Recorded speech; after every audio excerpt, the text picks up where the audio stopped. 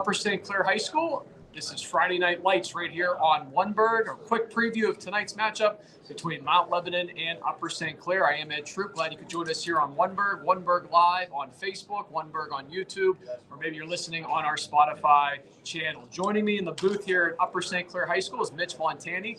Mitch and I will have the call tonight on the Troup Live High School Sports Network coming up at 7 o'clock tonight. Mitch, it's week 0. High school football is underway. Hard to believe, but here we are, the start of another season here in 2024. Yeah, it's always like a weird feeling in week 0. It's still hot. It still feels like summertime, and it is summertime. But football is going to pick back up tonight. It's a great sign, and it means that we're at the very, very beginning.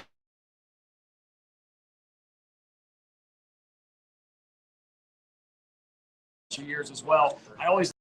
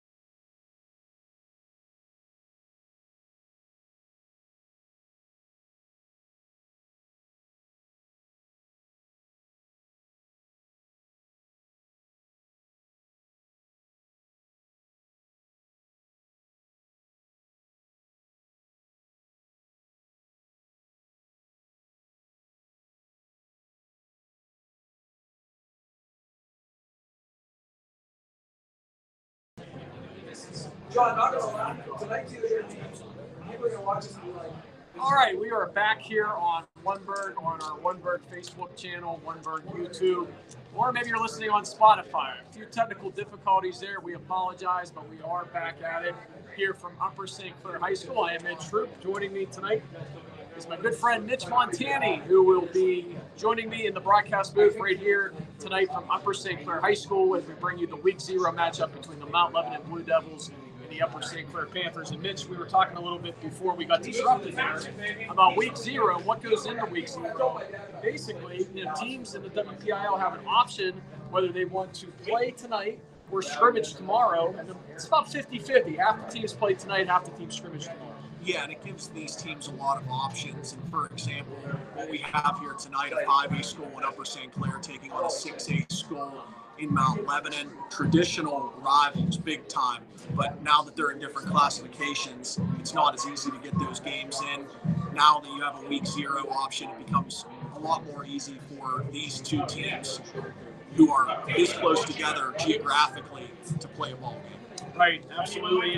Mount Lebanon, they have a new head coach, right? Greg Perry comes in. This is his first season, his first game tonight, and he gets a big test on the road at Upper St. Clair. This is a Mount Lebanon team, Mitch, last year that went 5-6 overall, 1-3 in Quad A. Not a lot of teams in Quad A from a year ago. This year they expanded with a couple more teams.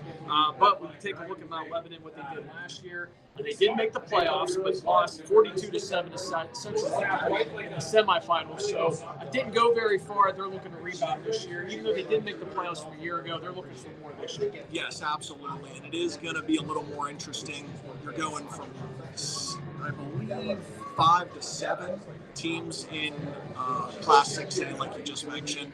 So the terrain's going to be a little bit tougher. Last year, 4 out of the 5 made the playoffs. So there's more teams kind of at the table looking for a chance to get into the playoffs. But Mount Lebanon always is a formidable foe, and they'll be so again this year. Yeah, Greg Perry, again, making his first start, I don't want to say start, but first coaching appearance, I should say, as head coach of the Mount Lebanon Blue Devils here tonight from Upper St. Clair. We have the shades down behind us. We'd love to show you the field behind us, but the sun here right on us. So if we had those blinds up, Mitch, they wouldn't be able to see us right now here on Oneberg. So having said that, that's why the blinds are behind us. We can't get you the field shot right now.